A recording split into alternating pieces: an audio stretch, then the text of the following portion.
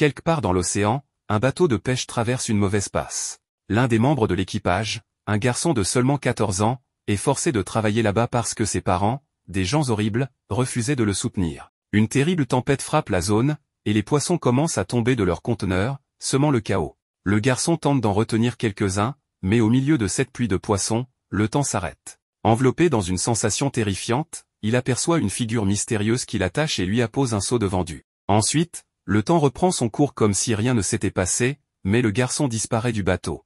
Peu après, il se retrouve flottant dans un monde sombre et effrayant, se demandant où il se trouve. L'être inconnu lui répond qu'il est dans le monde inférieur, où résident les démons. La créature démoniaque se présente sous le nom de Sullivan et lui révèle que ses propres parents ont vendu son âme. Effrayé, le garçon se débat en pensant aux atrocités qu'il pourrait subir. Mais en arrivant au château de Sullivan, il réalise que la situation est bien différente de ce qu'il imaginait. Il est placé sur un trône, et Sullivan lui propose un souhait inattendu, devenir son petit-fils. Sullivan confie que c'était son rêve de toujours, jalousant ses amis ayant déjà des petits-enfants. Le garçon demande s'il a vraiment le choix d'accepter ou non, et la créature lui répond qu'il ne le forcera en rien, car c'est lui qui décide. Ce moment révèle que le protagoniste est une personne fondamentalement gentille, qui n'a jamais su dire non à personne. Le démon lui enseigne 3 mots qui permettent de faire exaucer tout vœu: s'il te plaît, aide-moi et je t'en supplie. Fidèle à son habitude de ne jamais refuser personne, le garçon accepte le contrat et devient officiellement le petit-fils de Sullivan. Rapidement, il reçoit une nouvelle chambre et un uniforme scolaire. Sullivan lui explique que, n'ayant jamais eu la chance d'aller à l'école en raison de son enfance traumatique, il devra désormais fréquenter une école de démons. Sullivan vaporise ensuite un parfum sur lui signalant que s'il arrivait au collège avec une odeur humaine, il serait immédiatement dévoré. Ce parfum le protégera de cette menace. À la fin de la conversation, Sullivan révèle qu'il l'aurait mangé pour le dîner s'il avait refusé son offre. En quittant la chambre de son nouveau petit-fils, Sullivan lui recommande de dormir, car le lendemain marquera le jour de son admission au nouveau collège. En sortant, il est abordé par son serviteur Opéra, qui s'interroge sur son choix d'adopter un humain, alors qu'il aurait pu choisir n'importe quel démon.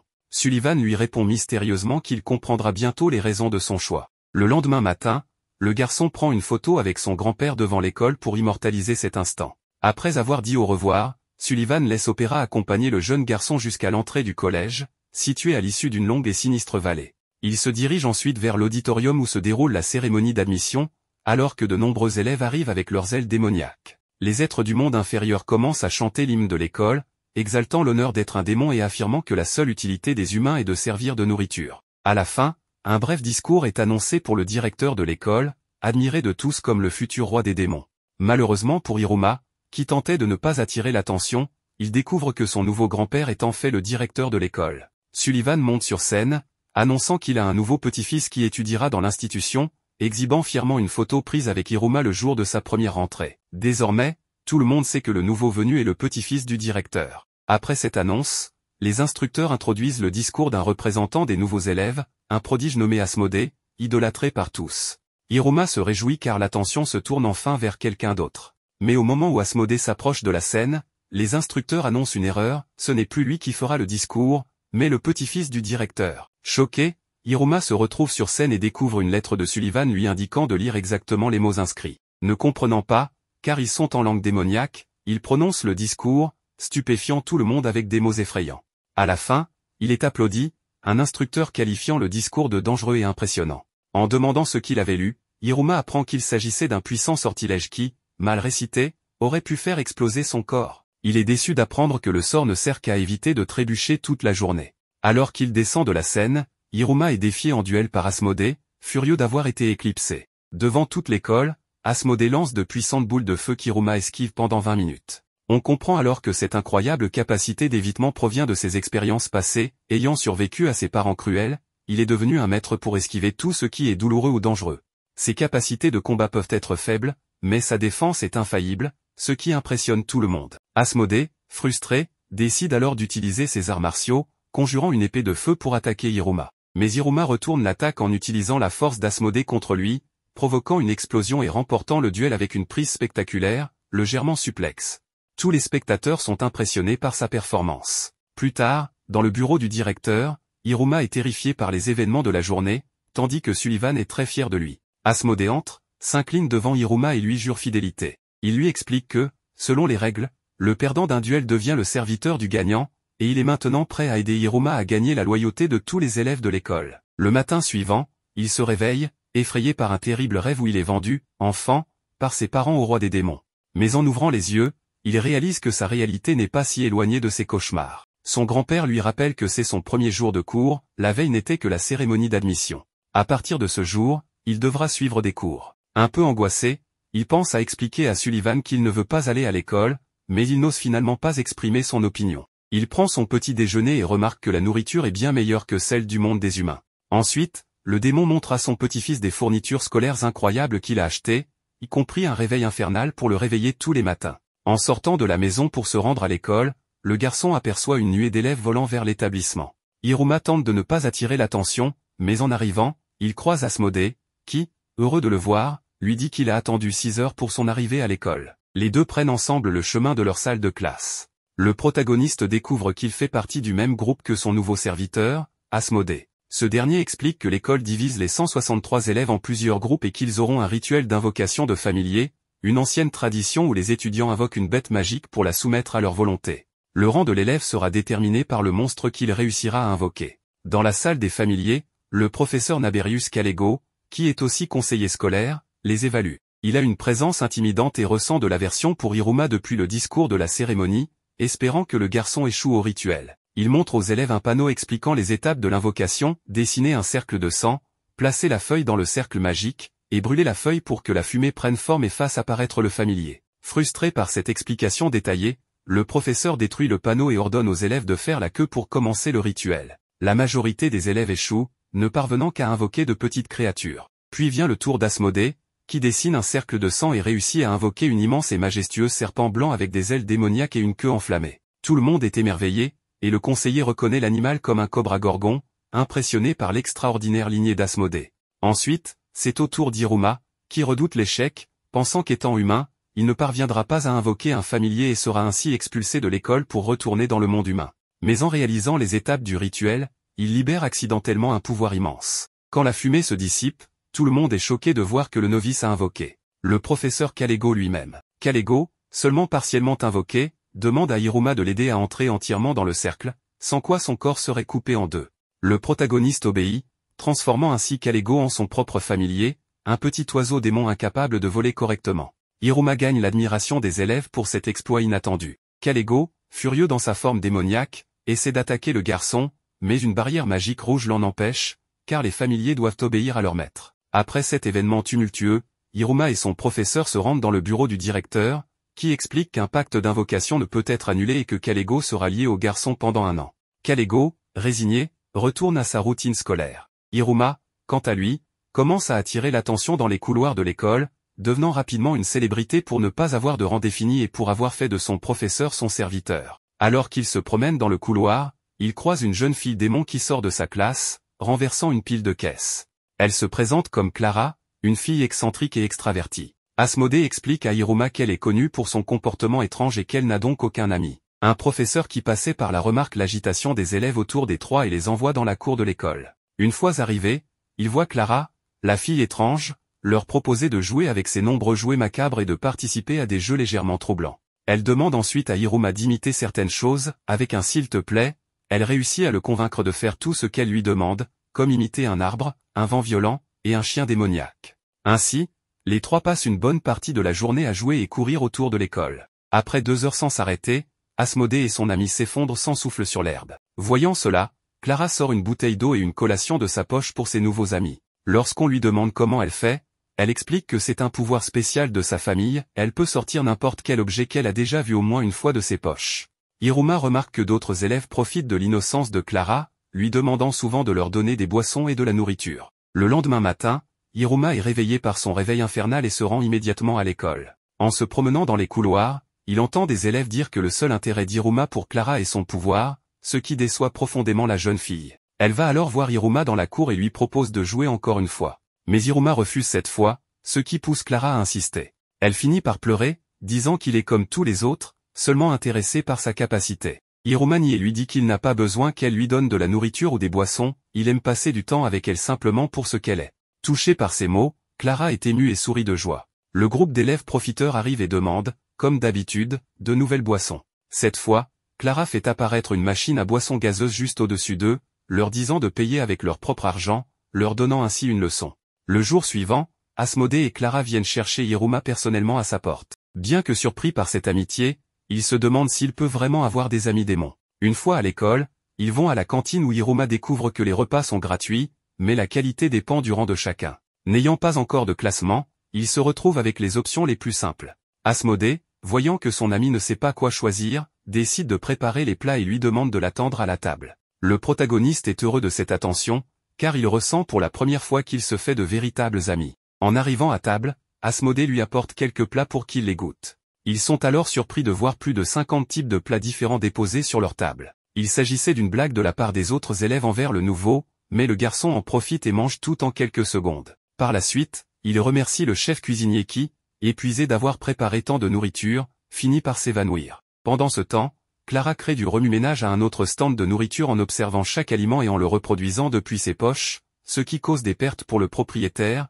qui finit par la chasser. Avec toute cette agitation, le professeur Kalego se rend au réfectoire pour identifier le responsable de ce désordre. En arrivant, il découvre Clara, qu'il considère comme insupportable et imprévisible. Cependant, Clara apprend que le professeur est en fait le familier de son ami Hiruma, alors elle lui demande de placer un seau sur sa main. En suivant ses instructions, Hiruma invoque son professeur sous la forme de son familier, ce qui impressionne tout le monde autour. Le propriétaire du stand remarque le seau qu'Hiruma n'a pas payé, et il les expulse en brandissant un bâton de bambou. Assis sur l'herbe du campus, le trio discute de la possibilité d'être dans la même classe pour l'année scolaire. Asmodée promet qu'ils découvriront le nom des élèves de chaque classe le lendemain. Gêné, le protagoniste demande aux deux étudiants s'ils peuvent devenir ses amis. Ils semblent d'abord perplexes, car les démons ne connaissent pas vraiment le concept d'amitié. Hiruma leur explique qu'un ami est quelqu'un avec qui on joue, mange, et passe du temps. En entendant cela, Asmodée et Clara acceptent son amitié et commencent à se chamailler pour savoir qui sera l'ami numéro 1. L'administration du collège finit de composer la liste des classes, et Hiruma découvre qu'il est placé avec ses deux nouveaux amis dans la classe des inadaptés, faite pour les élèves à problème. Le matin, alors qu'il était en train de manger, Hiruma reçoit un message de son grand-père lui annonçant qu'il l'a mis dans la classe des élèves les plus perturbateurs et turbulents de l'école. Selon lui, en causant plus de problèmes et en attirant plus l'attention que son petit-fils, le garçon pourra mener une vie normale d'étudiant au lycée. Le garçon accepte ça comme d'habitude et part pour l'école avec ses deux amis, Clara et Asmodée, qui découvrent également qu'ils ont été mis dans la classe des anormales. Le prodige dit que ça ne l'importe pas, après tout ce qu'il souhaitait, c'était être dans la même classe que son nouvel ami. La sonnerie de l'école retentit, et les élèves commencent à vérifier leur nom sur la liste, un moment de joie pour certains, de tristesse pour d'autres. Clara savait déjà qu'elle était dans la même classe, mais elle a quand même décidé de célébrer, attirant encore plus l'attention sur le trio. Les nouveaux camarades commencent à se promener dans les couloirs à la recherche de la salle des délinquants. Le protagoniste est émerveillé par tous les aspects de cet endroit qui lui rappelle une école du monde humain, bien qu'il n'y ait jamais étudié. À ce moment-là, un certain sortilège se déclenche. Clara commence à le poursuivre rapidement. Asmodée dit que ce signal est probablement un indicateur qui mène l'élève d'honneur jusqu'à sa classe. Le groupe décide donc de suivre l'étrange signal et après un certain temps, se demande s'ils ne sont pas en réalité en train d'être emmenés hors de l'école. Ils se retrouvent face à une entrée souterraine et suivent le chemin indiqué, traversant un parcours rempli de déchets et d'une odeur insupportable. Enfin, ils arrivent devant une porte vieille et abandonnée. Hiruma décide de l'ouvrir prudemment, mais il est interrompu par Clara qui, emportée par sa joie insensée, pousse le garçon, ouvrant la porte d'un coup. À cet instant, un mécanisme se déclenche, tirant de nombreuses armes en direction du garçon. Il les esquive de façon incroyable grâce à sa parfaite maîtrise du mouvement. Lorsqu'il se remet du choc, il remarque que tous ses camarades de classe sont impressionnés. Selon eux, c'était une épreuve pour les nouveaux arrivants, affirmant que personne n'avait jamais survécu à cette dangereuse piège.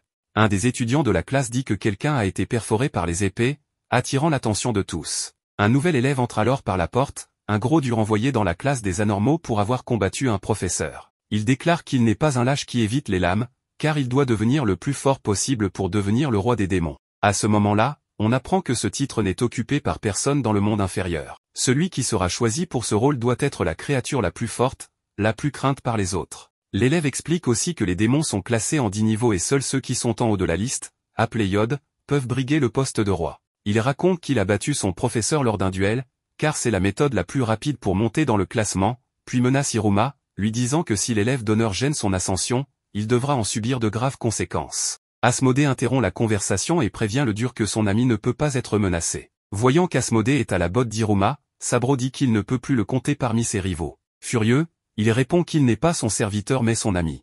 Tout le monde dans la classe, y compris les démons, se demande ce que signifiait ce mot. Alors que le protagoniste commence à se lasser de la situation, le professeur entre dans la salle. Il est le maître de la classe et, pour son malheur, il doit encore faire face à Hiruma. Irrité d'être responsable des délinquants, il commence rapidement à faire l'appel et ordonne aux étudiants de se rendre à l'extérieur de la salle, car ils passeront un nouveau test qui déterminera le classement de chacun. Il explique que le classement serait déterminé après avoir passé un nouveau test, qui consisterait en une course jusqu'à la fin d'un vallon couvert de brouillard. L'objectif est d'atteindre le drapeau rouge situé à la fin du parcours. Kalego réalise un rituel d'invocation. Le panneau d'invocation réapparaît et explique aux élèves qu'il y a 2 chemins pour réussir l'épreuve. Le premier passe par la vallée de la mélodie de l'oiseau, qui est le plus long mais aussi le plus tranquille. Le second est la vallée des décapitations, remplie de dangers et de créatures démoniaques, mais c'est le chemin le plus court pour atteindre l'objectif. Kalego est furieux, détruit de nouveau l'invocation et affirme que tout le monde doit prendre le chemin long, car il est plus sûr et doit éviter la vallée des décapitations, car dans cet endroit vit une créature qui contrôle toute la zone, un danger extrême pour quiconque envahit son territoire. Le professeur commence l'épreuve. Tous les étudiants s'envolent avec leurs ailes, sauf un qui n'a aucune idée de comment accomplir ce test. Il est entraîné vers le bas de la montagne par la vitesse de ses camarades. Le garçon est poussé pour forcer le début de l'épreuve et tombe de très haut car il ne sait pas voler. Les élèves se séparent, chacun faisant face à divers obstacles sur le chemin, comme des oiseaux démoniaques et des plantes venimeuses.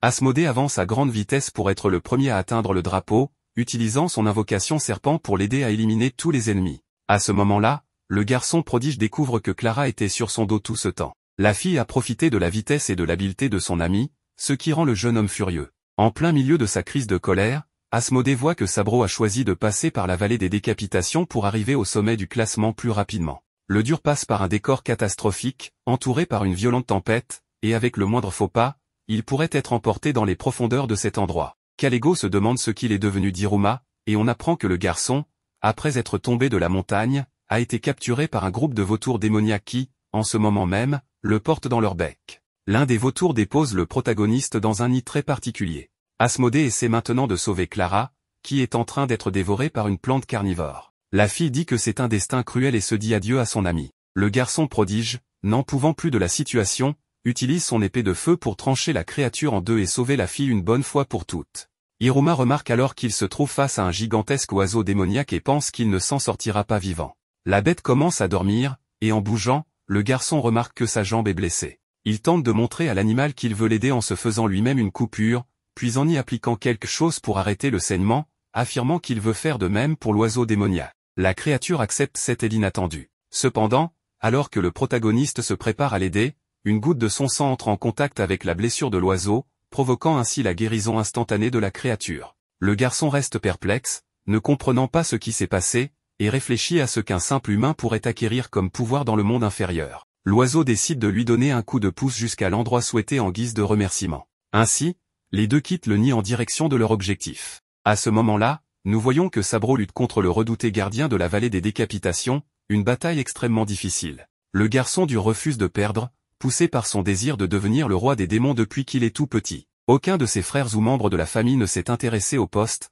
c'est pourquoi il compte obtenir ce titre pour honorer sa famille. Il utilise donc une capacité spéciale développée exclusivement par son propre clan, appelée création d'armes, qui lui permet de créer des armes à partir du même matériau qu'il mord. Le garçon place un morceau de bronze entre ses dents et fait apparaître dans ses mains une énorme hache. Il attaque le monstre avec plusieurs frappes, mais son adversaire parvient à esquiver facilement, entrant dans un état de colère. Sabro mord une petite plaque d'argent qu'il porte en collier et invoque une épée puissante faite du même métal. Il fonce sur la créature, qui parvient à parer ses puissantes attaques en utilisant seulement ses griffes. En voyant que la bataille penchait complètement en sa faveur, le garçon se préparait à recevoir le coup fatal. Cependant, Hiruma se place devant lui demandant d'arrêter le combat. Ne comprenant pas ce qui se passe, son camarade de classe l'éloigne, lui demandant de ne pas interférer dans son affrontement. Le protagoniste, qui avait avec lui l'oiseau géant qui lui donnait une chevauchée, se rend compte qu'il s'agissait du fils de la créature qui hante la vallée des décapitations. Heureux de se retrouver ensemble et avec la blessure du seul successeur guéri,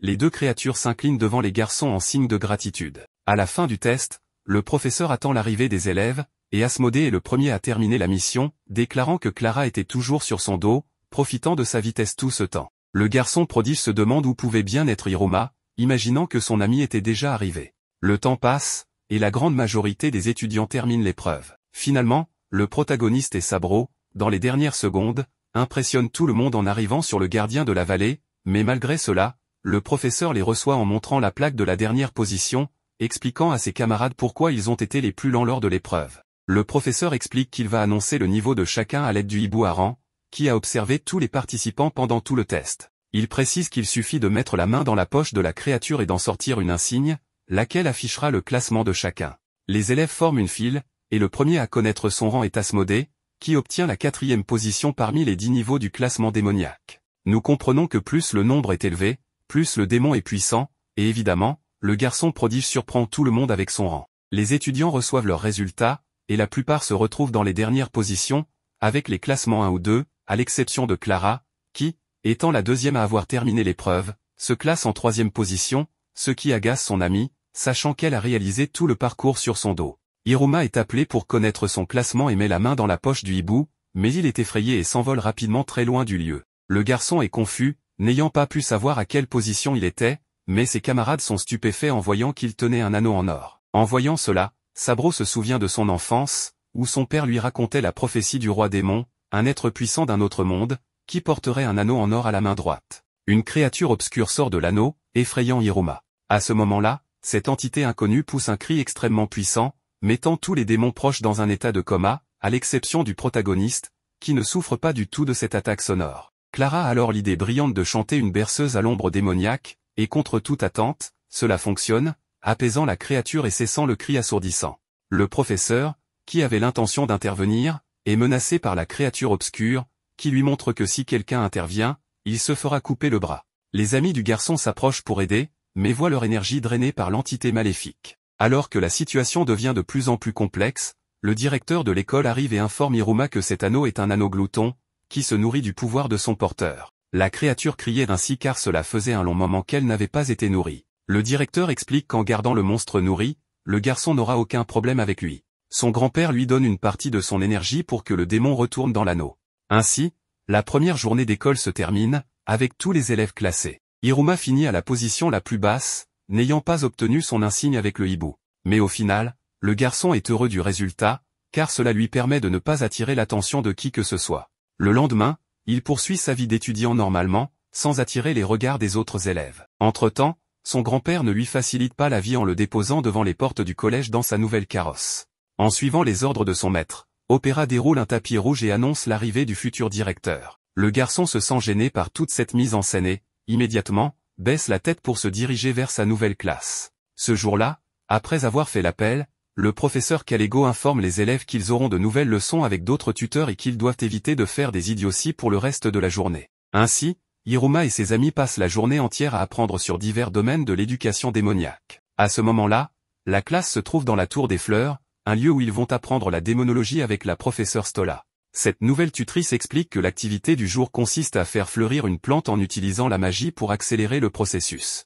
Elle précise qu'après avoir lancé le sort, la petite graine prendra la forme souhaitée par l'utilisateur, générant ainsi divers types de plantes. Hiruma sait qu'il ne pourra pas accomplir cette tâche, car il ne peut pas utiliser la magie, étant simplement humain. Peu après, il remarque la présence d'élèves vétérans et même du conseil étudiant à cet endroit. Sentant la pression, Sabro se rappelle que son objectif est de devenir roi. Mais alors que quelqu'un jure en lançant le sort, cela fait apparaître une plante dévoreuse qui engloutit tout ce qui l'entoure. Le jeune garçon reçoit la note de B de sa professeure et se sent déçu de lui-même. Quant à Asmodée, il lance sa magie sur sa graine, créant une plante flamboyante capable de supporter l'intensité de ses propres flammes. Stola trouve cela intéressant et attribue la note de A au jeune garçon, ce qui provoque une petite dispute entre le prodige et l'élève bagarreur. Ainsi, tous les élèves de la classe finissent par conjurer leurs propres plantes. Certaines sont originales, d'autres très étranges, et d'autres encore totalement bizarres, comme le cas de Clara, dont la graine produit une plante totalement inconnue, appartenant à son petit arbre.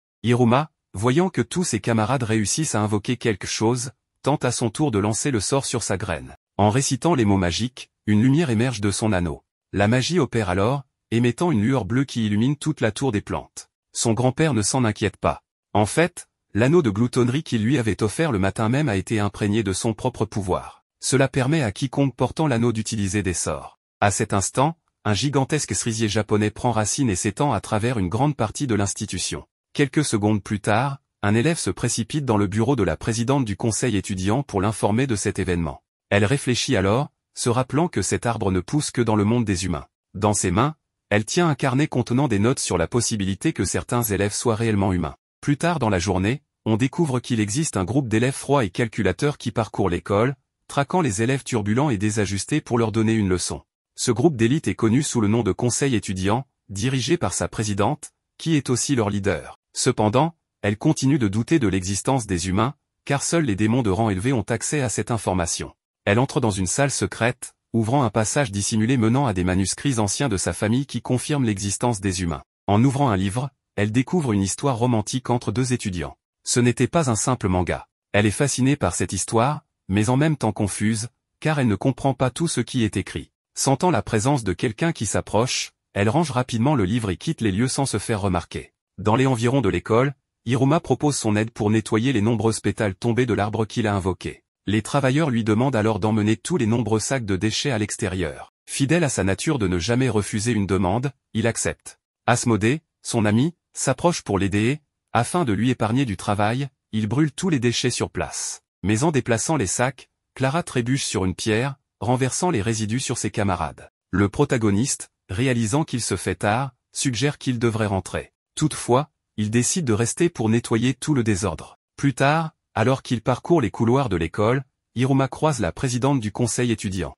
La jeune fille, embarrassée, se rend compte que cette même scène est identique à une situation décrite dans le manga qu'elle a lu. Elle imagine rapidement que le garçon est en train d'essayer de la séduire pour qu'elle tombe amoureuse de lui. Avec cette action d'Hiruma, elle conclut qu'il ne fait aucun doute que le garçon est un humain. Hiruma se retrouve dans une situation compliquée sous le regard perçant de Amélie, la présidente du conseil étudiant. Le garçon, confus et maladroit, ne sait pas quoi dire, car il n'avait pas l'intention de provoquer cet incident. Fidèle à lui-même, il s'excuse à plusieurs reprises. Amélie, de son côté, reste silencieuse, mais dans sa tête, un torrent d'idées et d'hypothèses se bouscule. Elle commence à douter que le nouvel élève soit un humain, mais elle ne veut pas causer de problème à l'école, surtout que son père est le chef inspecteur de la police des démons. Sachant cela, elle hésite à agir. Pendant ce temps, Hiruma, désespéré de sortir de cette situation, s'incline pour s'excuser. Dans cette confusion, leurs mains se croisent, répétant accidentellement le même mouvement. À ce moment-là, le manga secret qu'Amélie cachait tombe au sol. Elle essaie de le ramasser,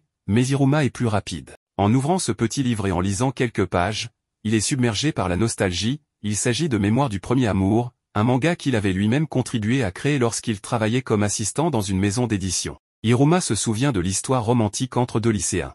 Amélie remarque alors qu'il peut lire cette langue étrangère qui n'est pas écrite en caractère démoniaque. Réalisant cela, elle devient euphorique et l'entraîne de force dans sa salle personnelle. Hiruma panique, imaginant qu'il a été découvert et que quelque chose de terrible pourrait arriver. Mais en arrivant, il se rend compte que la situation est bien différente. Amélie s'installe confortablement dans un fauteuil et lui demande de lire à voix haute. Hiruma hésite, sachant que cela pourrait révéler qu'il est un humain. Cependant, incapable de refuser quoi que ce soit, il commence à lire le manga du début à la fin. Les deux passent la journée captivés par cette histoire unique. Amélie est émue par certains chapitres, tandis qu'Hiruma explique les concepts qu'elle ne comprend pas.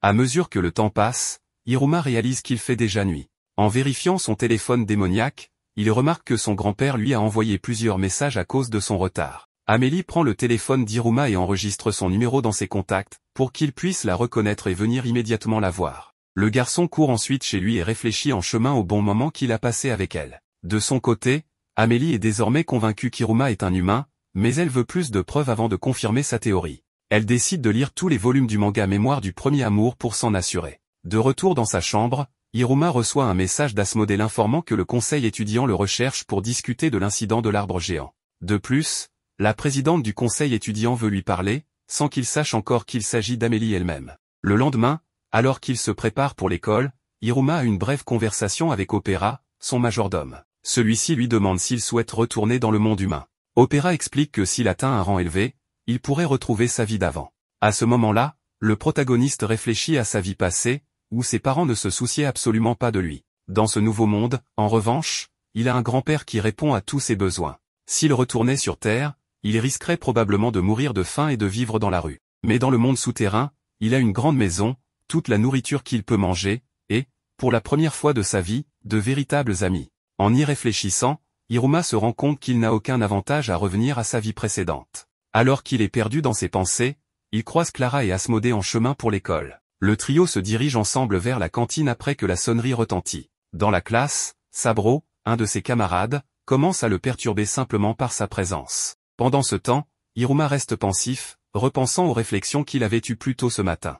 La présidente du conseil étudiant lui envoie un message, lui demandant de la retrouver. Il décide d'aller au lieu indiqué, laissant ses amis derrière lui. Asmodée trouve le comportement d'Hiruma suspect. Il remarque qu'Hiruma s'éclipse souvent pour aller seul dans des endroits inconnus. Clara, de son côté, est contrariée, car cela fait longtemps qu'ils n'ont pas joué ensemble. Saburo propose de suivre Hiruma pour découvrir ce qu'il fait. Clara trouve l'idée excellente, et les deux commencent à enquêter sur les déplacements d'Hiruma. Cependant, leurs recherches ne mènent à rien. Partout où ils passent, Clara attire l'attention avec ses comportements excentriques, tandis qu'Asmodée, considéré comme un génie, est également très remarqué. Pour se fondre dans la masse, Asmodée a une idée brillante, ils vont acheter des lunettes anti-détection dans la boutique Comcom. Ces lunettes rendent presque invisibles ceux qui les portent. En arpentant les couloirs de l'école, ils finissent par retrouver Hiruma, qui discute avec la présidente du conseil étudiant. Asmodée imagine immédiatement que cela fait partie d'un plan machiavélique de contrôle total, convaincu que le conseil de l'établissement, qui a une grande autorité,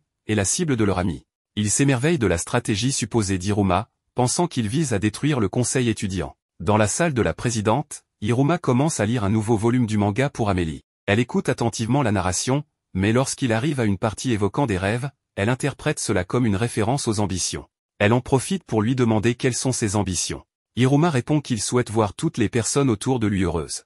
Mais Amélie ne croit pas à cette réponse et insiste pour connaître ses véritables ambitions. Pendant ce temps, Clara et Asmodée espionnent discrètement la conversation depuis l'extérieur de la salle. Hiruma est confus, car il n'a jamais vraiment réfléchi à ce qu'il désirait réaliser dans la vie. Il s'est toujours contenté de répondre aux demandes des autres sans jamais penser à ses propres objectifs. Réalisant cela, Amélie l'encourage à grimper dans les rangs de l'école, estimant que c'est un objectif qu'il peut accomplir par lui-même. Hiruma hésite à accepter, craignant que monter en grade n'attire davantage l'attention sur lui, ce qu'il veut à tout prix éviter. Pendant que cette conversation a lieu, Clara devient de plus en plus impatiente. Elle veut jouer avec son amie et ressent une certaine jalousie envers la nouvelle relation entre Hiruma et Amélie. Asmodée dit à Clara qu'elle ne devrait pas entrer dans la salle, car cela gâcherait tout, bien qu'intérieurement il soit extrêmement curieux de savoir de quoi il est question. Cependant, ils ne parviennent pas à se mettre d'accord sur la situation, ce qui mène à un affrontement dans les couloirs de l'école. Clara, déterminée et désordonnée, court vers la porte et saute pour réaliser un coup de pied volant afin d'entrer dans la salle.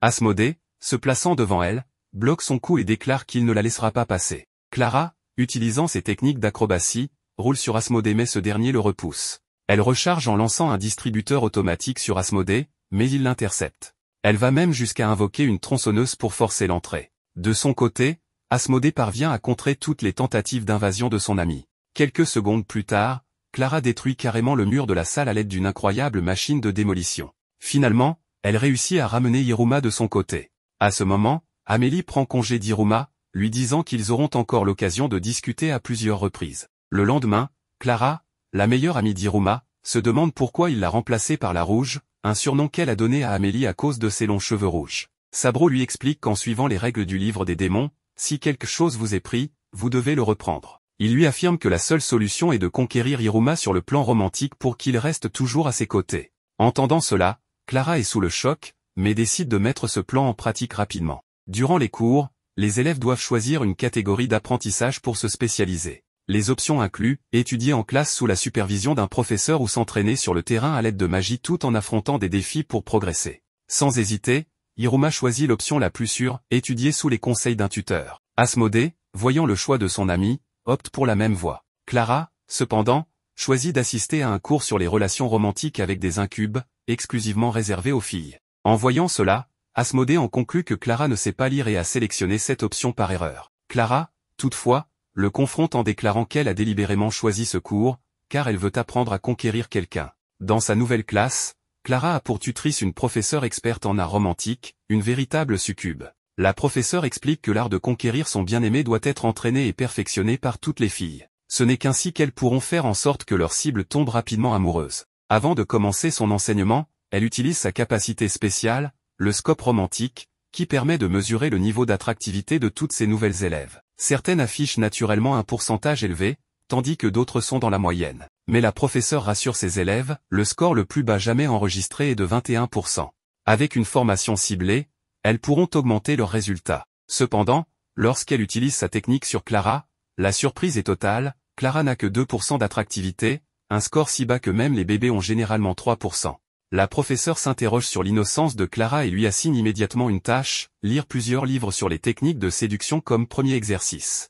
Clara suit les conseils de sa tutrice et passe le reste de la journée plongée dans des livres sur la séduction. Elle apprend des notions sur la posture, le contact, les parfums et le maquillage. Mais, fidèle à son style excentrique, elle modifie tous ses enseignements et pousse chaque idée à l'extrême, échouant lamentablement dans toutes ses tentatives de séduction. À la fin de la journée, Clara rentre chez elle avec une mine triste et abattue, une expression inhabituelle pour elle, même dans les pires situations. Sa mère, remarquant cela, lui donne un baiser sur la joue, ce qui rend instantanément à Clara son énergie et sa joie habituelle. Cette nuit-là, Clara réfléchit au pouvoir d'un baiser dans une conquête romantique et décide qu'en utilisant cette stratégie, elle pourrait enfin gagner le cœur d'Iruma. Le lendemain, Clara aperçoit Iruma dans les couloirs de l'école et décide de mettre en pratique tout ce qu'elle a appris en utilisant sa technique spéciale du baiser. Alors qu'elle se précipite vers lui, Iruma, grâce à son incroyable agilité, esquive tout danger potentiel et évite l'assaut amoureux de Clara. Malheureusement, Clara, lancée à pleine vitesse, percute le professeur Kalego, qui se promenait nonchalamment dans le couloir. Touché de plein fouet, Kalego s'énerve et envoie immédiatement Clara dans le bureau de sa nouvelle professeure. Une fois sur place, la professeure observe les actions de Clara et conclut qu'elle est un désastre dans l'art du romantisme. Elle lui confie alors un secret, une arme ultime pour conquérir n'importe qui, et il s'agit d'un parfum aux phéromones. Avec ce parfum, toute personne succomberait à son charme. Cependant, à la grande surprise de sa tutrice, Clara refuse cette solution et quitte la salle. Plus tard, elle se retrouve, pensive, sur le terrain de l'école, réfléchissant à tout ce qui s'est passé. Elle en arrive à la conclusion que si elle ne fait rien, Amélie prendra définitivement son amie. À ce moment-là, Iruma la trouve et lui dit qu'il est dangereux pour une fille de traîner seule dans les environs.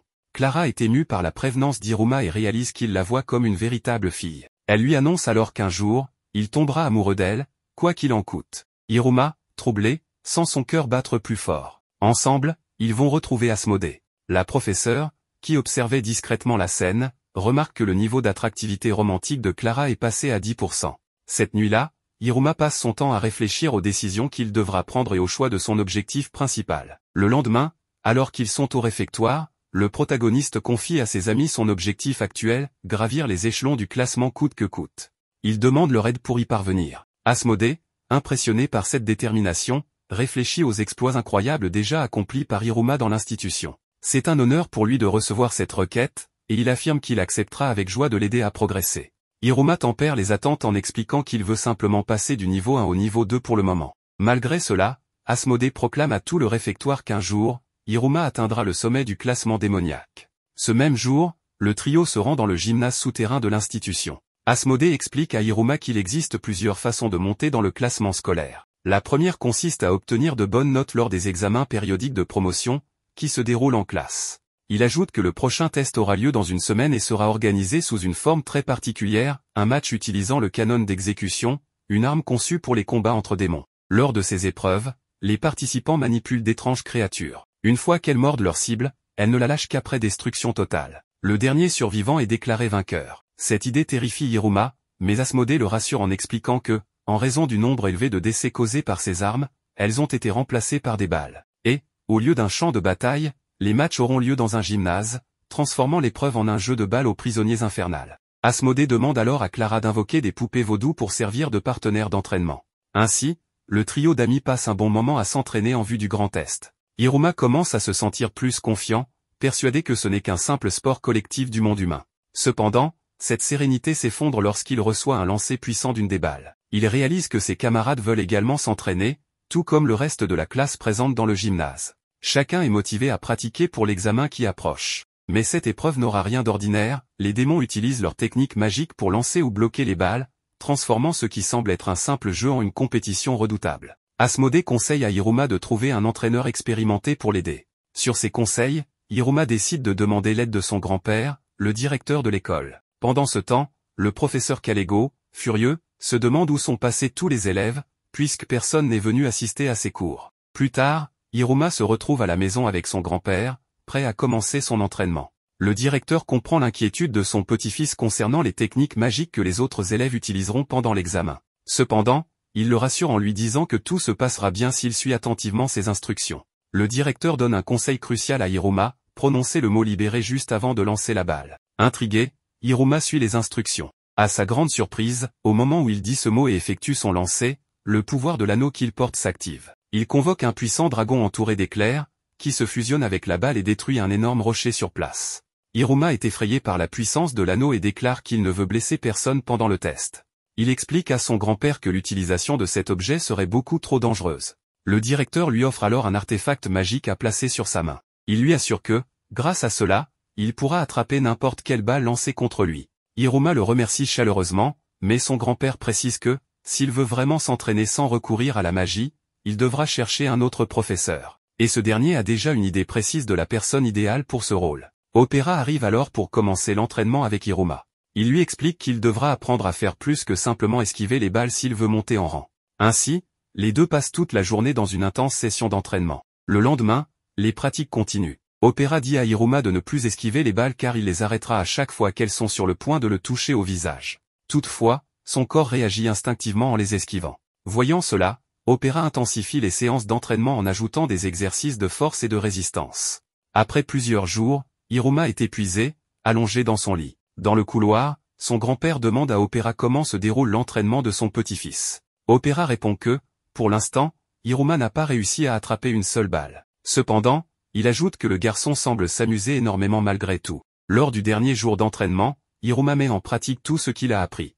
Il redouble d'efforts pour accomplir son objectif. Opera commence à lancer les balles, mais le corps d'Hiruma continue de les esquiver instinctivement. Cette fois, Hiruma se concentre intensément et mobilise toute sa force. Finalement, il parvient à attraper un lancer avec succès. Ses amis, Asmodée et Clara, explosent de joie en célébrant cette incroyable victoire. À la fin de la journée, totalement exténué, Hiruma se repose aux côtés de ses amis. Opera informe alors le directeur que son petit-fils est enfin prêt à participer à l'épreuve du canon d'exécution. Le grand jour du canon d'exécution est enfin arrivé pour tous les élèves de l'institution. Hiruma se prépare pour ce test tant attendu en prenant un bon petit déjeuner, comme à son habitude. Plus tard, ses amis arrivent chez lui pour qu'ils se rendent ensemble à l'école. Parmi les étudiants, certains sont confiants, d'autres ont peur, et quelques-uns s'en fichent complètement de monter en grade. La classe du professeur Kalego se réunit dans le gymnase souterrain.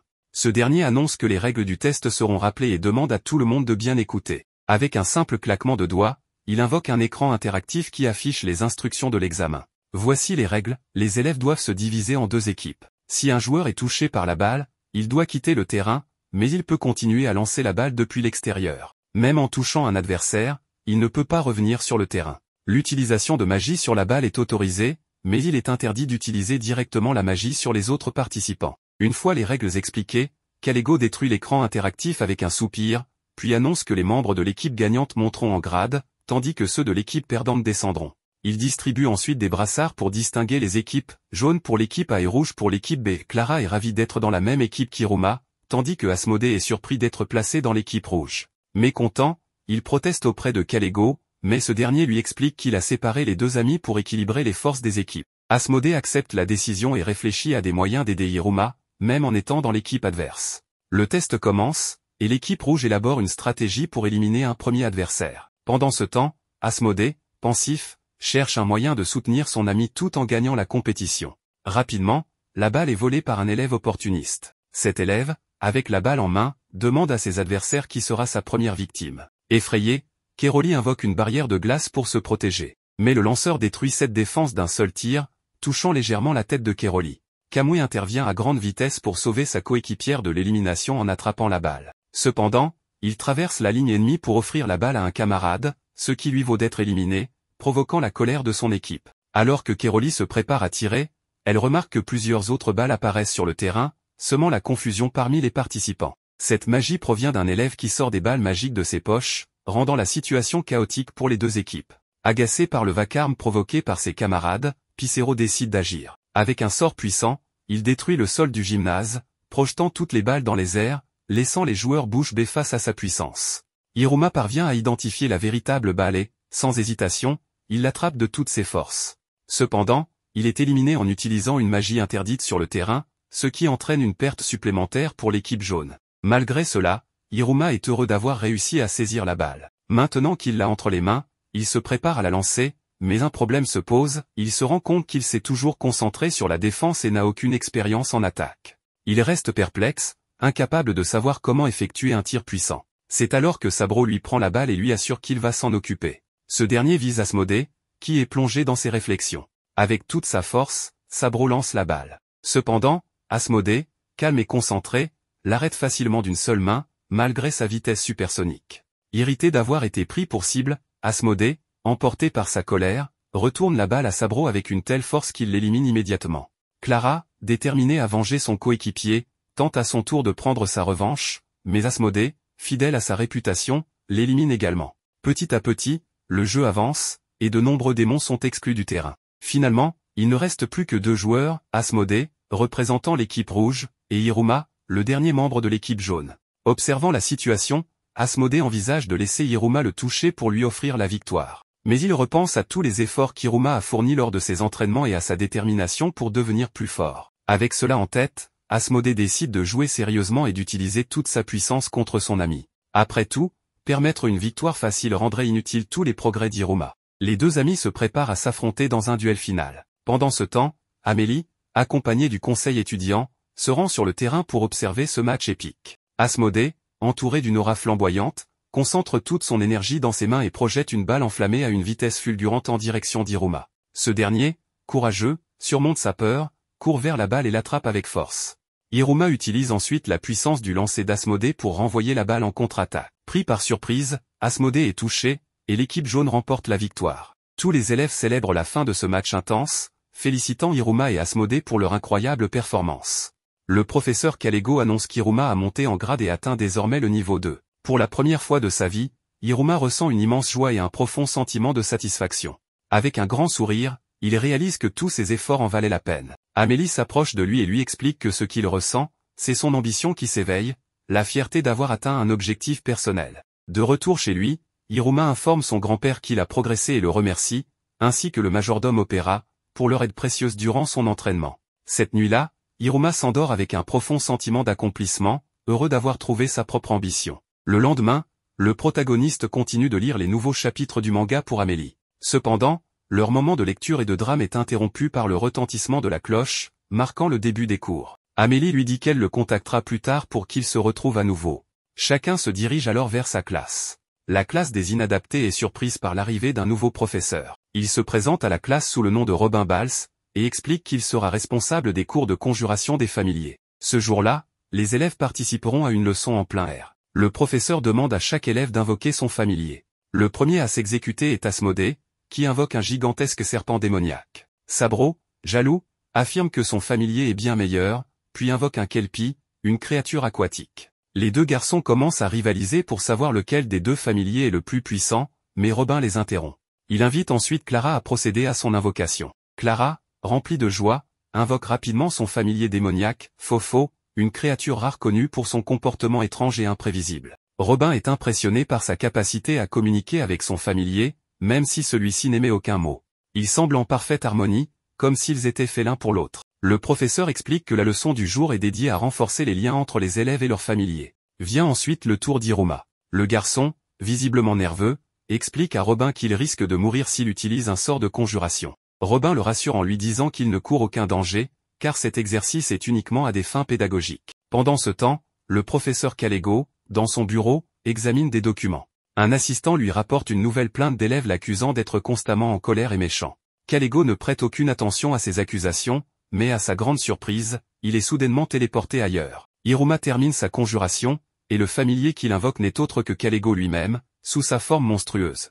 La classe entière admire le courage insensé d'Hiruma. Robin, de son côté, est fasciné par le petit familier de son élève, tandis que les autres étudiants décident de ne pas révéler la véritable identité de la créature invoquée. Furieux d'avoir été invoqué comme familier, Kalego tente de punir Hiruma. Cependant, il est immédiatement frappé par un puissant éclair, car les familiers ne peuvent attaquer ni désobéir à leur maître. Face à cette situation, Kalego menace Hiruma et lui impose des conditions strictes, il devra obtenir d'excellentes notes et réussir brillamment ses tests, sous peine de subir une punition sévère. Robin propose ensuite une activité de coopération entre les élèves et leurs familiers. Il demande à chacun de lancer un disque et de faire revenir leur familier avec l'objet.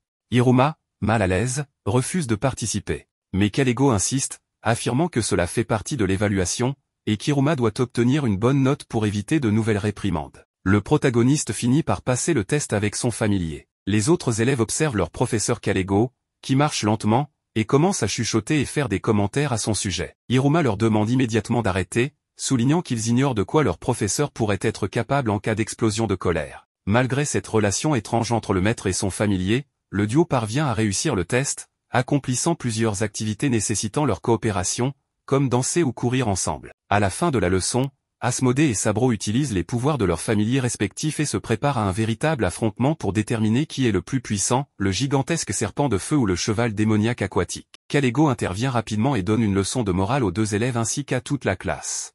Il explique que les familiers sont des créatures démoniaques obéissant uniquement lorsqu'ils sont correctement invoqués. Mais s'ils ne sont pas traités avec soin, ils peuvent se rebeller contre leur maître, provoquant des situations extrêmement dangereuses. Suite à cette mise en garde, les élèves passent le reste de la leçon à prendre soin de leurs familiers avec tendresse et précaution. Lorsque la classe de Robin se termine, il est sévèrement critiqué par Kalego, qui lui impose plusieurs devoirs en guise de punition. Pendant ce temps, Hiruma et ses amis sont au réfectoire. Hiruma est ravi de pouvoir enfin goûter au plat de niveau 2. Cependant, sa tranquillité est perturbée par un groupe de filles qui s'approchent d'Asmodée, fascinées par sa beauté et sa force. Une fois débarrassé de ses admiratrices, Asmodée montre à Hiruma un petit prospectus concernant les combattants, un groupe d'élèves dont l'objectif principal est de monter en grade. Asmodée explique que les groupes de combattants sont formés par des démons qui s'unissent pour progresser ensemble. Par exemple, il existe les combattants du ciel, spécialisés dans les techniques de vol, les apothicaires, étudiants en pharmacie, et bien d'autres. Participer à l'un de ces groupes permet de monter en grade plus rapidement, car les progrès individuels suffisent à prouver la capacité d'évolution, sans nécessiter de tests spécifiques. Hiruma réalise que ces groupes sont similaires à des clubs scolaires où les étudiants participent à des activités parascolaires pour améliorer leurs notes. Cependant, il remarque que ses amis ne connaissent pas le concept de club. Encouragé, Hiruma accepte de rejoindre un groupe de combattants. Asmodée ajoute que plus de 60% des élèves appartiennent déjà à un groupe et que son ami devrait se décider rapidement. Hiruma demande comment s'effectue le processus d'adhésion. À cet instant, Asmodée soulève Hiruma et le place sur une table, lui demandant d'attendre patiemment, car un groupe viendra bientôt le recruter. Quelques secondes plus tard, la porte du réfectoire s'ouvre violemment, les vétérans de l'école sont à la recherche de nouveaux membres pour leurs équipes. Hiruma reste sous le choc lorsqu'il se retrouve face à plusieurs démons à la recherche de nouveaux alliés. La chasse aux nouveaux étudiants commence, et tous les vétérans cherchent sans relâche des élèves de première année. Une grande foule tente de s'approcher d'Asmodée pour le recruter, mais tous sont repoussés par une incroyable barrière de feu créée par le garçon prodige. Le trio d'amis continue de parcourir les couloirs de l'institution, observant la scène chaotique. Les nouveaux venus sont recrutés de toutes les manières possibles. Les vétérans n'hésitent pas à utiliser des astuces malhonnêtes, des menaces et même des magies pour obtenir de nouveaux membres. Cette agitation se poursuit à grande vitesse, mais elle s'arrête aussitôt que les étudiants se rendent compte que le conseil étudiant est arrivé pour superviser la chasse aux novices. Tous respectent Amélie, la présidente du groupe. Sa présence calme immédiatement tout le monde. Ils observent la jeune fille, et Hiruma découvre enfin qui est la présidente du conseil. Le garçon essaie de comprendre comment cela est possible, car pendant tout ce temps, il pensait qu'il parlait et lisait des mangas avec une élève ordinaire. Elle s'approche de lui, un peu gênée, et lui explique que le conseil étudiant recrute des premières années, puis lui remet un formulaire d'inscription. Après cela, elle retourne dans sa salle avec ses camarades. Le signal retentit, et à ce moment-là, la chasse aux novices est officiellement terminée. Les vétérans retournent à leur classe, et la majorité est déçue, car le recrutement ne s'est pas déroulé comme prévu. Dans la salle de classe, le professeur informe ses élèves qu'il est essentiel que chaque étudiant choisisse judicieusement le groupe de combattants auquel il va appartenir, car c'est ainsi qu'ils pourront monter en rang plus tard. Tous les élèves de première année se dirigent ensuite vers la tour des combattants, où les vétérans présentent leur groupe aux nouveaux. En seulement quelques secondes sur place, Hiruma se retrouve avec une montagne de prospectus, car il ne peut jamais dire non aux gens. Il accepte toutes les propositions qui lui sont faites, et Asmodée brûle facilement cette pile de papier. Le trio poursuit sa recherche du groupe qui correspondrait à leurs compétences. Sur place, Hiruma rencontre certains de ses camarades de classe, qui sont aussi indécis sur le groupe à rejoindre. Clara, de son côté, doit s'inscrire pour être une combattante dans le cours du professeur Rin. Les modèles de magie romantique continuent de l'obséder. Hiruma observe les environs quand, soudainement, l'anneau à son doigt commence à briller. Le garçon est emporté de force par un pouvoir surnaturel. Il court à grande vitesse dans les couloirs jusqu'à ce qu'il croise un autre élève responsable des combattants d'artefacts magiques. Les deux laissent un énorme chaos dans le couloir, répandant de nombreux objets par terre. Ils s'excusent mutuellement. Le vétéran remarque l'anneau au doigt d'Hiruma et explique que cet incident est survenu parce que l'anneau a ressenti la présence du collier qu'il portait, car les deux objets étaient faits du même matériau. Il explique à Hiruma que s'il trouve un objet qui permet à n'importe quel démon d'utiliser tout type de magie, cela pourrait être très puissant. Le garçon aide à ranger les objets magiques, et l'anneau qu'il porte semble déjà posséder le pouvoir de lancer n'importe quel sort. Après s'être dit au revoir, Clara et Asmodée, qui étaient inquiets de la disparition de leur ami, finissent par le retrouver. Une nouvelle fois, le trio part à la recherche d'autres groupes de combattants. Ils se dirigent vers les combattants botanistes, mais finissent par abandonner après que la fille maladroite ait failli être dévorée vivante par une plante carnivore. Le groupe se dirige ensuite vers les combattants bibliothécaires, une équipe spécialisée dans la lecture de livres anciens et la traduction de documents du passé. Cependant, certains livres dans cet endroit ont des pouvoirs propres, ce qui pourrait constituer un grand danger pour le protagoniste. Le trio continue sa recherche, passant par les combattants du roi démon, les combattants succubes, et même les combattants de magie noire, où Clara faillit être impliquée dans un rituel macabre. Le signal retentit, et il retourne à la maison après une longue journée de décisions importantes. Hiruma parle à son grand-père de l'incident causé par l'anneau. Ce dernier procède alors au raffinage de l'objet, le réglant au niveau 3. Ensuite, il demande à son petit-fils de pointer son doigt vers le ciel et de dire une incantation. Hiruma hésite, car la dernière fois qu'il a suivi les instructions du démon, il a invoqué un dragon. Mais son grand-père le rassure, lui disant que cela ne se reproduira pas. Hiruma répète les mots de l'instruction, et une flamme maléfique jaillit au bout de ses doigts. Son grand-père lui explique que cette flamme peut être ajustée en 3 étapes, chacune augmentant la puissance par rapport à la précédente. Il lui précise également que si Hiruma prononce un autre sort, toute la magie contenue dans l'anneau sera libérée d'un coup, mais il le prévient de ne l'utiliser qu'en cas de danger extrême. Le lendemain, le trio continue de chercher un groupe, mais aucun d'entre eux n'a encore pris de décision. Clara est impressionnée par le nombre de combattants présents à l'école. Hiruma visite même les combattants spécialisés dans le canon d'exécution, mais il estime toujours ne pas avoir trouvé l'équipe idéale pour les rejoindre. Alors qu'il marche dans les couloirs, Hiruma reçoit un message d'Amélie lui demandant quand il va visiter les combattants du conseil étudiant. Le garçon répond qu'il ira plus tard. Soudain, une explosion se produit près de lui.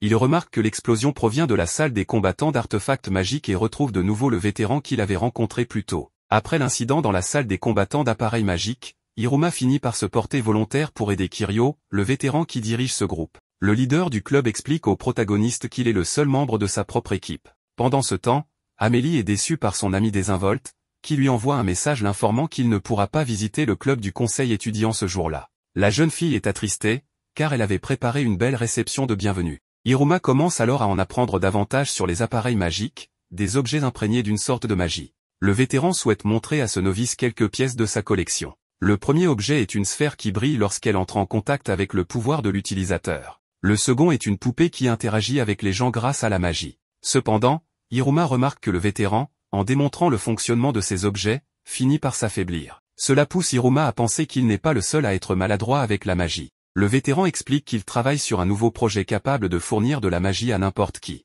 Mais en essayant de le faire fonctionner, il provoque une énorme explosion, détruisant un outil essentiel au projet, un grand objet en forme de cœur, réduit en morceaux après cet échec. Hiruma se propose de réparer cet outil. En assemblant tous les morceaux, le protagoniste réussit à le reconstruire parfaitement, impressionnant le vétéran avec son talent pour la réparation. On apprend que ce don s'est développé lorsqu'il était encore sur Terre, où il devait réparer des objets électroniques pour survivre, n'ayant pas les moyens d'en acheter de nouveaux. Hiruma suggère qu'ils essaient à nouveau de mettre en marche la machine. Le vétéran accepte, rempli de joie. Ensemble, ils installent chaque pièce manquante sur l'appareil magique. Lors de cette nouvelle tentative, tout se passe comme prévu. Le vétéran confie alors au novice sa véritable ambition, mettre fin aux inégalités de pouvoir dans le monde inférieur, où les démons ayant peu de magie sont soumis à ceux qui sont plus puissants. Son rêve est que tout le monde puisse vivre sur un pied d'égalité. Après cela, Hiruma retourne auprès de ses amis. Ils étaient inquiets de sa disparition soudaine. Le dernier jour, Kiryu s'attendait à vivre une journée ordinaire lorsqu'il fut surpris par Hiruma, qui déclare vouloir rejoindre le groupe des combattants d'appareils magiques. Non seulement Hiruma, mais également Clara et Asmodée étaient déterminés à intégrer ce même groupe. Le vétéran est tellement ému qu'il finit par s'évanouir subitement après avoir reçu la nouvelle. La scène tourne ensuite dans la salle de Amélie, qui est visiblement frustrée. Ses coéquipiers pensent qu'elle est triste à cause de l'absence d'Asmodée, qui n'est pas venu se présenter au conseil étudiant. Cependant, la véritable raison de sa frustration est qu'Hiruma n'a pas accepté son invitation. C'est alors que le dernier jour, Hiruma entre dans la pièce et s'excuse auprès d'Amélie pour ne pas avoir vite répondu à son invitation, mais elle laisse couler et lui demande de s'asseoir pour prendre le thé. Il la remercie pour son invitation et ajoute que la décoration de l'endroit lui rappelle un manga qu'il lit quotidiennement. Elle ressent aussi un grand bonheur car Hiruma a remarqué les détails qu'elle avait minutieusement préparés pour la décoration. Alors qu'ils prennent le thé, Hiruma lui annonce qu'il a rejoint le Batora, ce qui met en colère Amélie, car elle lui avait dit de choisir le BDE. Plus tard, chez lui, Hiruma discute avec Opéra de la présentation des combattants, un événement scolaire où les élèves et leurs parents se réunissent, les étudiants présentant des démonstrations pour leurs proches. Hiruma comprend alors qu'il s'agit d'une sorte de célébration de la journée portes ouvertes, similaire à ce qui se fait dans les écoles du monde humain.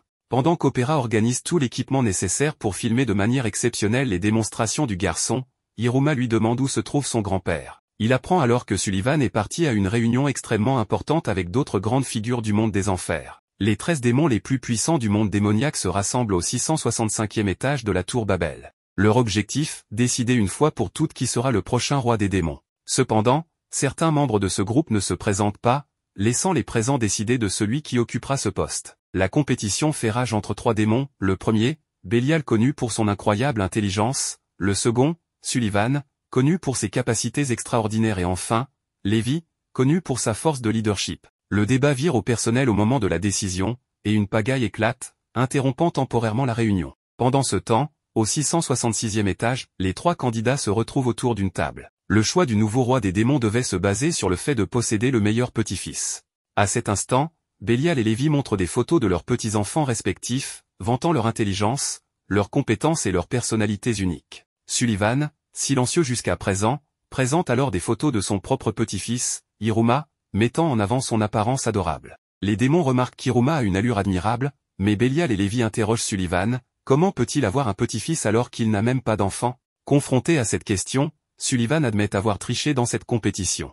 Le trio décide alors de ne pas utiliser cette méthode pour choisir le roi et opte pour un vote. Bélial et Lévi votent pour Sullivan, affirmant avoir confiance en ses capacités et ses compétences. Cependant, Sullivan réfléchit et décide de refuser ce rôle, préférant se concentrer sur son petit-fils. Il déclare qu'il ne veut pas compromettre les accomplissements et les victoires qu'Hiruma pourrait atteindre dans le futur, car le garçon s'efforce de devenir plus fort. Le trio convient finalement qu'il est préférable de ne pas avoir de roi démoniaque pour le moment. Pendant ce temps, au 665e étage, les autres démons continuent de se battre. Soudain, quelqu'un fait irruption au 666e étage, le chef de la police du monde des enfers et père de l'étudiante Amélie. Ce démon policier émet un mandat d'arrêt contre Sullivan, l'accusant d'avoir pénétré illégalement dans le monde humain. Chez Hiruma, Opéra reçoit un appel téléphonique. Sullivan, visiblement embarrassé, explique à son majordome qu'il est actuellement retenu à la prison démoniaque, mais qu'il trouvera bientôt un moyen de sortir de cette situation. Il souhaite absolument assister à la fête des combattants et demande à Opéra de ne rien dire à son petit-fils pour éviter de l'inquiéter. Opéra accepte et rassure Hiruma en lui disant que tout va bien. Au collège Batora, tous les élèves sont très nerveux à l'approche de la fête des combattants. Ils redoutent la présence de leur famille, car l'honneur de chaque famille sera mis à l'épreuve durant l'événement. Aucun élève ne souhaite embarrasser ses parents.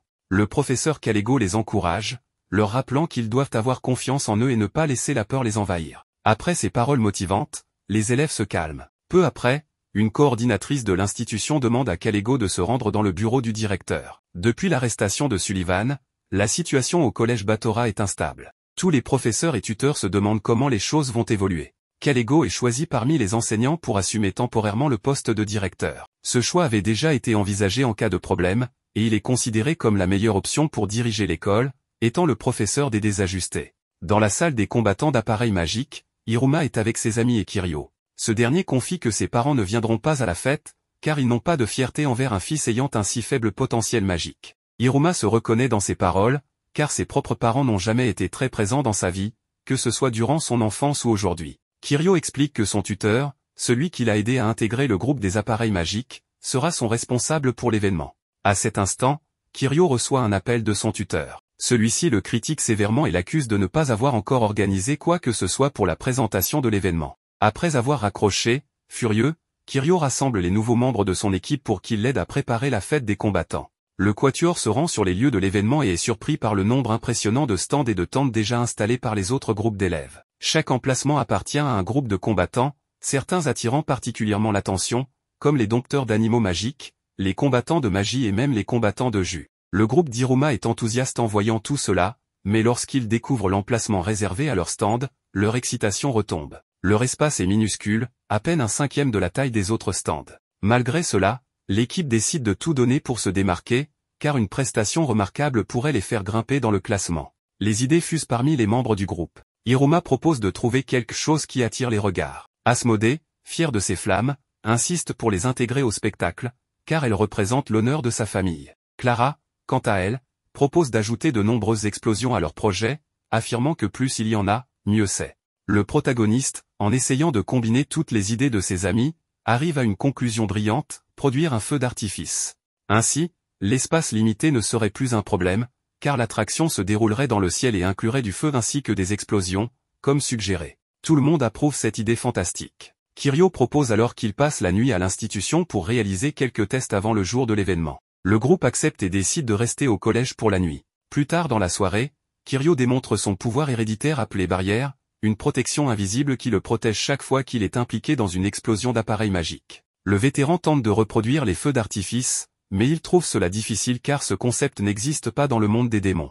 C'est alors qu'Iruma a une idée, il se rend dans la salle d'Amélie. La jeune fille, gênée, remarque qu'Iruma ne lui rend jamais visite de son propre chef, sauf lorsqu'il est convoqué. Iruma lui demande de lui prêter un volume de manga romantique. Une des pages du manga représente des feux d'artifice, ce qui pourrait les aider à les reproduire. Amélie hésite, mais finit par céder à la demande de son ami. De retour avec son groupe, Iruma partage son inspiration, et il commence à effectuer plusieurs essais pour fabriquer les feux d'artifice.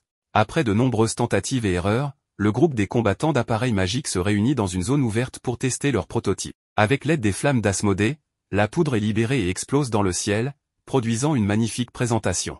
Le groupe célèbre leur succès. Cette nuit-là, ils se livrent à une incroyable bataille de coussins, transformant l'occasion en une véritable soirée pyjama. Iruma est extrêmement heureux, car il n'a jamais eu la chance de vivre une expérience aussi amusante auparavant. Finalement, alors que tout le monde est épuisé, Kirio reçoit un appel mystérieux et quitte la salle où il s'amusait. Dans le couloir, il discute avec son tuteur au sujet de la possible annihilation de l'institution Batora. Le mentor de Kirio n'est autre que le Seigneur du Tonnerre, un membre du groupe des 13 démons les plus puissants du monde souterrain. Le lendemain, les élèves se rassemblent dans le réfectoire du collège. Tous sont surpris par une annonce spéciale concernant les récompenses pour les vainqueurs du festival. Le prix de consolation sera une salle luxueuse attribuée au groupe de combattants qui remportera cette position. Ensuite, le prix trop mortel est dévoilé, une importante augmentation du budget sera attribuée à l'équipe gagnante. Enfin, le prix spécial, réservé au premier gagnant, permettra au président de l'équipe victorieuse de monter de 2 rangs, tandis que les autres membres de l'équipe monteront d'1 rang. Les étudiants, enthousiasmés par ces annonces, se sentent encore plus motivés à remporter l'une des récompenses. Sur le site du festival, les modèles et Clara finalisent les réglages de la machine destinée à lancer les feux d'artifice. Iruma, quant à lui, ne trouve pas Kirio sur place. Le garçon explique que leur chef de groupe est absent car il traite des affaires relatives aux combattants avec la direction du collège. En réalité, Kirio se trouve dans les couloirs de l'institution. Il active un dispositif dissimulé dans le mur de l'école, ouvrant ainsi une entrée secrète connue de lui seul. À l'intérieur, il réfléchit à tout ce qu'il a accompli grâce à l'aide de ses nouveaux coéquipiers. Toutefois, Kirio nourrit un plan malveillant. En collaboration avec Bol, il projette d'éliminer tous les élèves de l'institution à la veille du festival. Kirio ajuste la machine destinée à causer la destruction. Cependant, il oublie de refermer la porte de la salle secrète, et Iruma y entre par hasard, ignorant tout des intentions de Kirio. Iruma explique qu'il a découvert l'endroit par accident, l'anneau à son doigt l'a guidé dans tout l'établissement jusqu'à ce qu'il s'arrête devant le passage secret. Profitant de leur solitude, Kirio invite Iruma à admirer une partie intéressante de la salle, un cimetière d'appareils magiques. Il s'agit de nombreux objets ayant échoué dans leur fonction ou étant trop dangereux pour être utilisés. Iruma est impressionné par la quantité de projets ratés. Kirio ouvre ensuite les rideaux, révélant à Iruma une vue spectaculaire sur une grande partie du campus. Depuis cette fenêtre, personne à l'extérieur ne pouvait les voir ou les entendre. De là,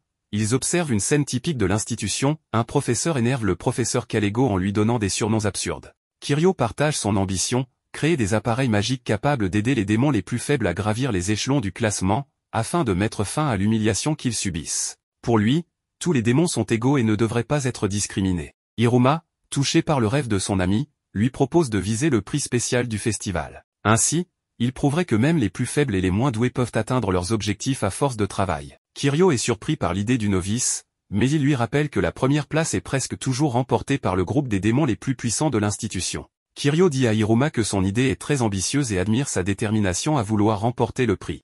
Lorsqu'il retourne sur le lieu du festival, il constate que Clara et Asmodée ont décoré le lanceur de feux d'artifice, qui est l'unique attraction présentée par leur groupe. À ce moment-là, une annonce informe tous les élèves que le festival approche et qu'il débutera très bientôt. Les élèves ressentent une grande variété d'émotions, certains sont extrêmement enthousiastes, d'autres restent indifférents, mais pendant ce temps, le papy d'Iruma chiale car il ne peut pas aller à la fête des combattants. Clara, elle, se prépare avec excitation pour le festival, rendant toute sa famille fière de l'avoir intégré un groupe de combattants. Asmodée, en quittant leur maison, apprend une mauvaise nouvelle, la mère de celui-ci sera présente à l'événement. Le prodige, désespéré, demande à son majordome d'empêcher sa mère de se rendre à l'école. Hiruma, quant à lui, s'inquiète, car jusqu'à présent, il n'a pas vu Sullivan une seule fois. Opéra le surprend alors, lui conseillant de ne pas s'inquiéter pour le festival. Après tout, son grand-père sera là quoi qu'il arrive. Le majordome assure à Hiruma que, malgré son comportement parfois relaxé, aléatoire, maladroit et même ridicule, son grand-père Sullivan tient toujours ses promesses. Clara et Asmodée attendent Hiruma, et lorsque le trio se retrouve, ils sont tous heureux à l'approche de la fête des combattants. Pendant ce temps, Kiryu, déjà au collège, commence les préparatifs pour mettre en œuvre son plan diabolique. Mais le garçon traître réussira-t-il à exécuter son projet de destruction? Hiruma découvrira-t-il la vérité sur son nouvel ami?